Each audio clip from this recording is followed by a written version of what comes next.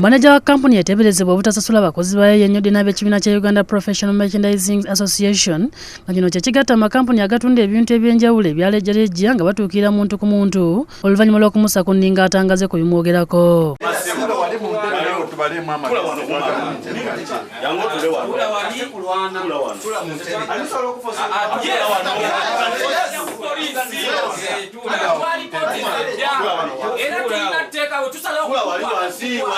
Kino kiddiridde ab'ekitongole kino nga bakulembeddwamu ssentebe waakyo Bahati Alikadi mu kaweefube waabwe gwe balimu ow'okulondola amakampuni nga gano agagambibwa okuba nti gakozesa abantu ne batambuza ebintu nzigi ku nzigi kyokka ne batabasasula. Tewali olupapula lwe batulazeeko ntino bana abakozi bawano bali babasasuddeko. Kampuni ezingiddwako eyitibwa Ritis Investments International Limited ng'esangibwa Nabweru mu Nansana Town Council era ng'eno maneja waayo yeezobye n'abakulu bano oluvannyuma lw'okubannyonnyola byonna ebikwata ku kampuni ye ne batamatira era oluvannyuma yeekandaze n'afuluma.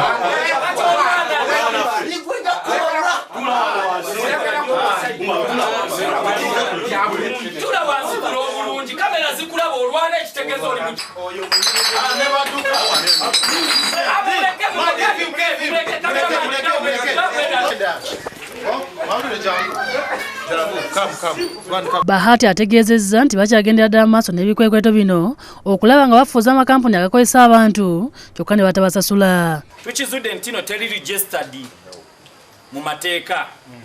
Ekyokubiri ng'erina okuforginga kwekoze okugeza ku boxi number eya kampuni eno tukisanze ntino ya kampuni ndala nnyo. Wabula maneja wa kampuni eno Mugerwa Omar Shafik bwe twogeddeko naye asambaza ebyogera ku kampuni ye n'ategeeza nti eri mu mateeka era nga tewali mwana yenna atasasulwa era nga ye tayinza kukozesa mwana yenna n'atamusasula. Yoli ng'ayina kyagamba nti mazima amatuufu waliwo omuntu asasulwa oba babaddeyo nga bagamba nti tusasula abakozi according nga kibiina kye kitugatta bwe kyabadde kigamba. Alumirizaamu ku bakungu b'ekitongole kino ekya Uganda Professional Merchandising Association okubeera emabega w'okwagala okuttattana erinnya lye n'okusuula kampuni ye ekintu kyagambye titagenda kukikkiriza. Era kye bakoze bakikoze nga babeesinga okwagalibwa abantu abamu b'okuleta ekitongole kirina abantu abamu bwe nandiisa abannanfuusi oba balyaza amaanyi.